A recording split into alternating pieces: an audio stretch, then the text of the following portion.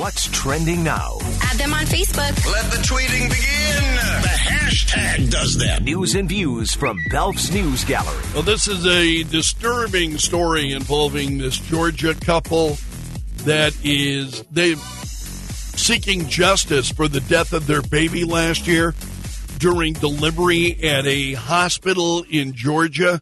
So the baby died from a broken neck during delivery, and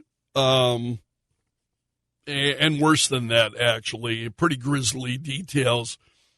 So the parents said that the doctor had applied excessive traction to the baby's head and neck during the delivery. This was last July.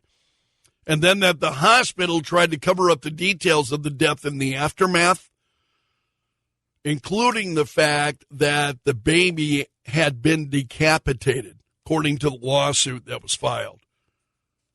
And the husband spoke about this.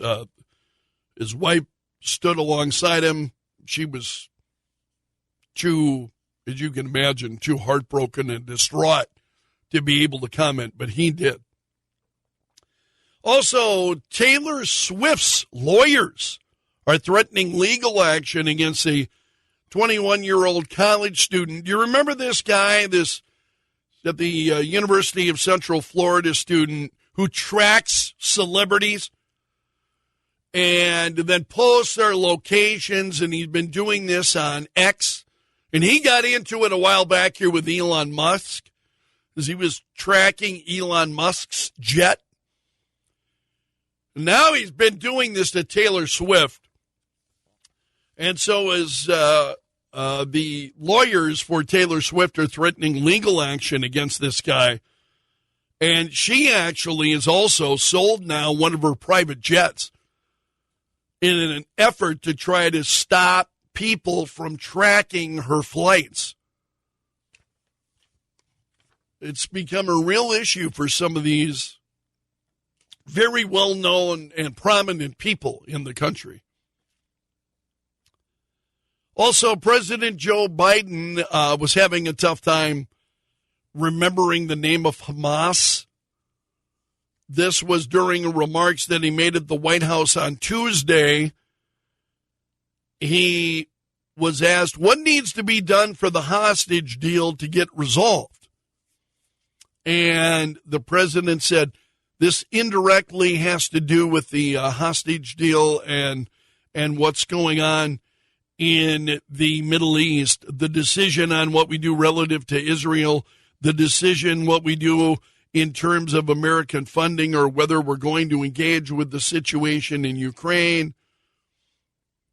And he said, at one point he said, it all goes to the question of American power. It all goes to, does America keep its word? Does America move forward?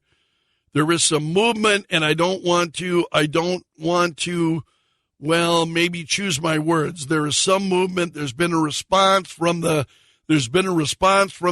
opposition, but he's struggling to find who it is he's talking about. Hamas. So the reporter says, Hamas? Yes, I'm sorry, from Hamas. I mean, can we get a decryption team in here to figure out what the hell he was even talking about? I mean, seriously. This is why he's, not interested in appearing in a Super Bowl interview, is because he can't string together more than one sentence in a row. Very disturbing. His mental decline, I think, has been pronounced here the last, within the last year especially, I think. Also, Republicans have tanked their own the $118 billion border security bill. And Daily Mail's got a piece, conservative senators tear into Mitch McConnell as the GOP package unravels in just 72 hours after months of negotiations. But I want to put that in perspective for you. Months of negotiations and none of these senators were part of those negotiations. Those negotiations were secret. They were not told. So now you're seeing all of this outrage because they're just learning about it. They're just now learning about it. So you're spending months crafting a deal. You wait to dump it on your members until last possible moment. And people are angry. They're really, really angry about this. So what's going to happen? We'll see moving forward. So now word is that they will continue to work on the deal, and we're taking the border out. We're taking the border. And that's the one thing that so many of us, I think, mainstream Americans wanted in the first place was the border. We wanted the focus on the border. So now they're saying, well, let's take the border out. Let's do funding for Israel and Ukraine. Also, CBS Sports, I don't think it's going to come as any surprise to you. I mentioned yesterday that Donald Trump was saying, hey, I'll do, if Joe Biden's not going to do the Super Bowl halftime interview, I'll do it. CBS Sports says, no, they shut it down. CBS Sports Chairman Sean McManus said on Tuesday afternoon, being asked about this, whether, about Trump not doing the interview, he said, yeah, simple as that. There's nothing more to say about it. We were prepared to do it. The White House declined the opportunity. But to Trump, no. I mean, honestly, if CBS was concerned about ratings, if you really wanted to boost your ratings, give that time to Trump. But and I'm not saying, seriously, I would watch. I won't watch the Super Bowl, but I'd watch that. I would tune in for that. All right. And that's certainly, I want to be clear, CBS is certainly within their rights to say no. Trump, historically, those Super Bowl interviews have been with presidents, not with candidates, which Donald Trump is at this point. He's a candidate for president. He's not the president.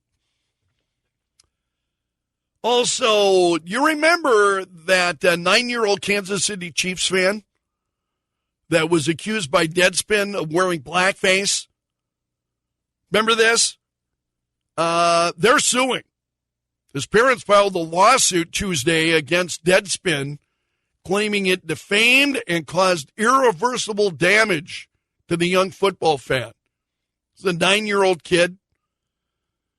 And so his parents say that Deadspin intentionally published a defamatory article exposing the family to a barrage of hate, including death threats. The article falsely alleged that he had found a way to hate black people and Native Americans at the same time. It alleged that his parents had taught him racism at home. His father's black. They had to be a little bit chilled when they saw that. Ooh, wait a minute. So they're suing Deadspin. I hope they sue the hell out of them. Seriously, they're reckless. So many of these outlets, they're just reckless in the way and when you're that reckless, you're out there destroying young people, in this case a 9-year-old, going after, it's having fun at a football game. And I just thought through that whole thing, what in the world is wrong with these people? They're sick. Also, Nick Saban retired last month as the head coach of the Alabama Crimson Tide. is ready to go back to work, this time for ESPN. He'll be an analyst on College Game Day. Disney is acquiring a $1.5 billion equity stake in Epic Games. Epic Games is the creator of Fortnite, very popular game. And with Disney investing that much money, they are going to be, for those of you who are Fortnite fans, you will see then Marvel, Star Wars characters all coming to Fortnite as a result of that investment. Do you remember former Baltimore City, this Baltimore City State's Attorney Marilyn Mosby? She's been convicted of one count of mortgage fraud after she testified she had unintentionally made false statements on loan applications in order to buy a couple of homes.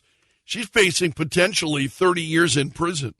30 years in prison. So prosecutors say that Mosby lied about getting a $5,000 gift from her husband, which helped her get a lower interest rate. The gift is what led to the convictions. Prosecutors proved that Mosby knowingly made a false statement that affected the mortgage application process. So she faces a maximum prison sentence of 30 years, and that's just for a single count. Now, remember, Mosby had gained national attention for prosecuting Baltimore police officers after a black man died in police custody. That was her claim to fame. Now it looks like she's going to jail for years, potentially.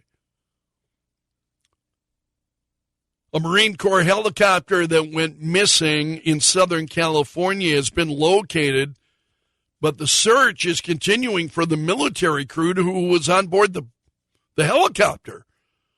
So it was around 2 a.m. yesterday when the sheriff's department was notified that the helicopter was overdue.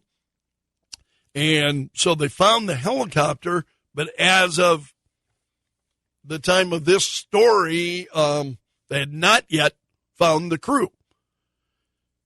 Nearly half of transgender people in the United States say they've considered moving to another state because of legislation in their home state that threatens to curtail access to things like gender-affirming health care, public restrooms, school sports. And so they've considered moving to another state.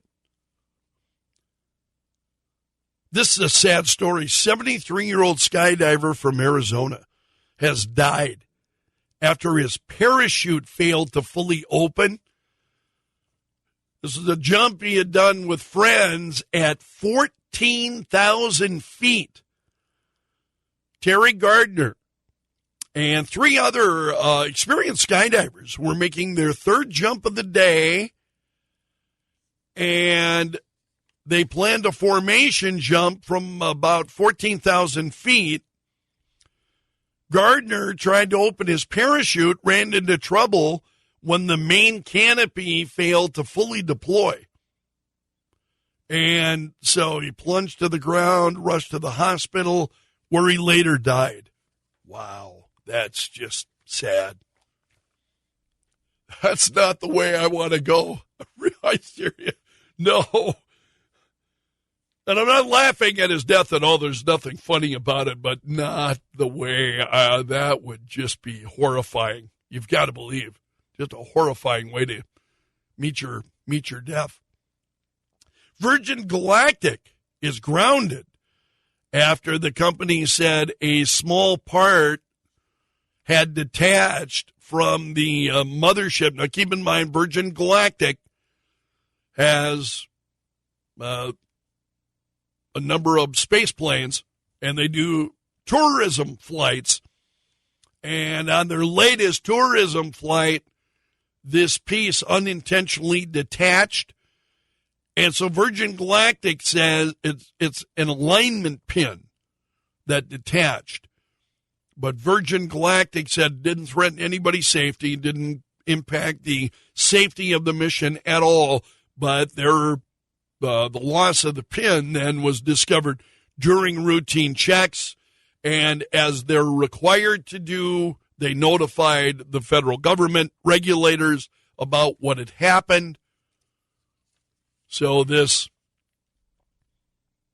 said the alignment pin helps ensure the spaceship is aligned to the mothership when mating the vehicles on the ground during pre-flight procedures.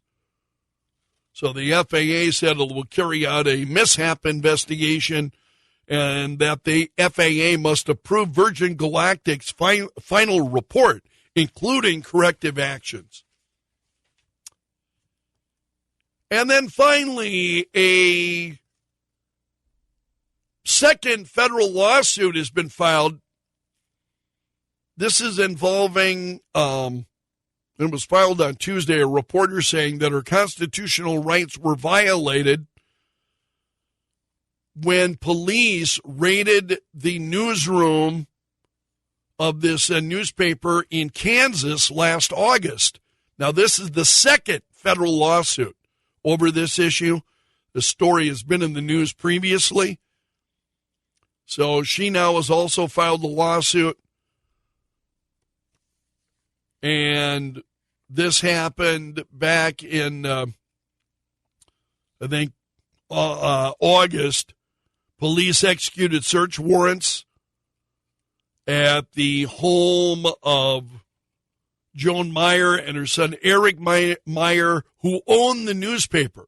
And they came in under the pretense then that illegal information had been obtained and so on. And now these reporters and publishers had come into possession of that information. And now 2 lawsuits have been filed in response to that. And that's a look at the stories trending this morning in Belf's News Gallery.